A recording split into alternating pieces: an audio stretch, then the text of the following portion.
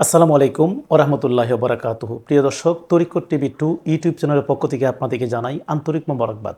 আজকের আলোচনার বিষয় হচ্ছে যে 5টি পাপ হৃদয়ের নূর কেড়ে দেয়। অত্যন্ত গুরুত্বপূর্ণ একটা ভিডিও।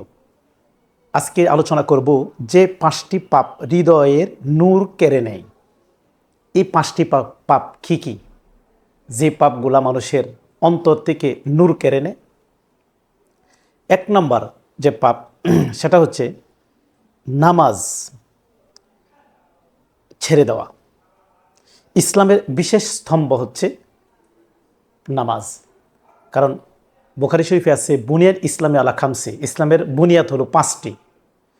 প্রথম হলো কালিমা, কালিমার পরই কিন্তু নামাজ।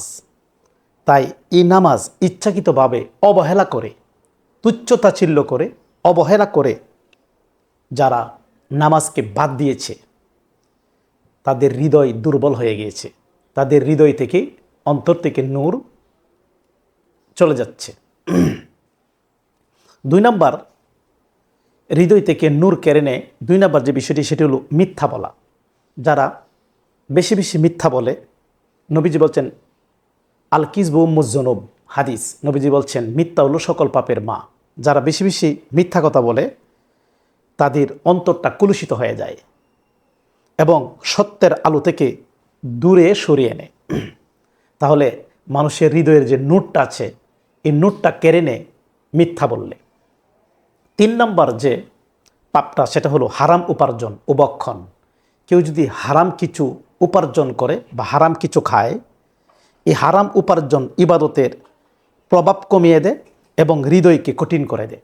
হারাম যে উপার্জনটা এবং হারাম যে খাওয়া, হারাম কিছু খাইলে, হারাম কিছু উপার্জন করলে মানুষের হৃদয়ের নূর চলে যায়।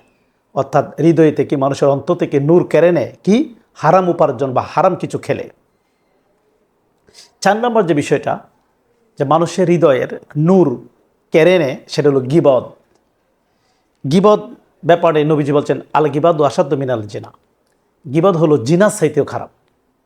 এখন অন্যের দুশ্চর্চা করা, অন্যের দোষ বর্ণনা করা। সারাদিনই কিছু লোক আছে সারাদিনই মানুষের অন্যের দোষ বর্ণনা করে। এখন অন্যের দোষ বর্ণনা করা নিজের অন্তরকে অন্ধকারে আচ্ছন্ন করা। অন্যের দোষ যারা চর্চা করে, অন্যের দোষ যারা বর্ণনা করে, তাদের অন্তরকে অন্ধকারের মধ্যে ফেলে দেয়।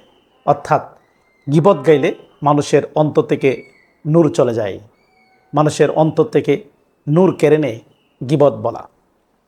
5 নম্বর যে পাপটা সেটা হচ্ছে অহংকার। অহংকার কিন্তু ইবলিশের প্রথম গুনাহ। ইবলিশের প্রথম পাপটাই হচ্ছে অহংকার করা। আর অহংকার কিন্তু পতনের মূল। এটি আল্লাহ পাকের আনুগত্য থেকে দূরে সরিয়ে এনে কি? আল্লাহ পাকের যে আনুগত্য, এটা থেকে দূরে সরিয়ে এনে সেটা হলো অহংকার। এই অহংকার কিন্তু মানুষের হৃদয়ের নূর কেড়ে নেয়। এই 5টা জিনিস, এই 5টা পাপ মানুষের হৃদয় থেকে নূর কেড়ে নেয়। আমরা যেন এই 5টা পাপ থেকে দূরে থাকি। প্রিয় দর্শক, সবসময় আপনারা তরিকত টিভিতে চোখ রাখবেন ইনশাল্লাহ। এখনও যারা সাবস্ক্রাইব করেননি, সাবস্ক্রাইব করে আমাদের পাশে থাকবেন। তো প্রত্যেকটা ভিডিও আপনাদের মোবাইলে চলে যাবে। আর অনেকে আপনারা আমার সাথে কথা বলতে চাচ্ছেন, আপনারা আমার এই হোয়াটসঅ্যাপ নম্বরে আমার সাথে কথা বলতে পারবেন। হোয়াটসঅ্যাপ নম্বরে আপনারা নক করেন, ইনশাল্লাহ আমি কথা বলবো। আর আমার হোয়াটসঅ্যাপ গ্রুপও আছে। যারা আমাকে দেশ বিদেশে আমার কাছে বায়াত রাসূল গ্রহণ করেছে তাদেরকে আমি গ্রুপে অ্যাড করছি। এই গ্রুপে তাদেরকে আমি শিক্ষা দিচ্ছি। আর আপনারা বহুদিন অপেক্ষায় আছেন। আমি একটা কিতাব লিখেছিলাম, কিতাবটি আগে শেষ হয়ে গেছে।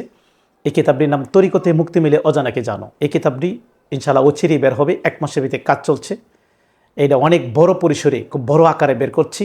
প্রায় 100 মারেফতের পয়েন্ট থাকবে। একজন তরিকতের পাগলের যা প্রয়োজন সব কিছুই কিতাবে থাকবে। প্রায় 300 কিতাব রিচার্জ করে কিতাবটা লিখতেছি। এই কিতাবটা অচিরেই বের হবে। এই কিতাবটি একটা পীরের ভূমিকা পালন করবে। অত্যন্ত গুরুত্বপূর্ণ অজানা তথ্য এই কিতাবে পাবেন। এটা ঈদে মিলাদুন্নবী সাল্লাল্লাহু আলাইহি ওয়াসাল্লামের মাহফিলে আমাদের দরবার শরীফ থেকে আপনারা সংগ্রহ করতে পারবেন। আমাদের দরবারেই এই কিতাবের মুরুক উন্মোচন হবে। প্রথম এখান থেকে নিতে পারবেন। এরপরে যারা দূরে আছেন কুরিয়ার সার্ভিসের মাধ্যমে ওই কিতাবটি সংগ্রহ করতে পারবেন। ইনশাআল্লাহ আমি ইউটিউবে বলে দিব, কিতাবটি আমার হাতে আসলেই বলে দিব। আজকে এই পর্যন্তই। আপনার কাছে বিদায় করছি। ওয়া আখির দাওয়ানা আনিল হামদুলিল্লাহি রাব্বিল আলামিন। আসসালামু আলাইকুম।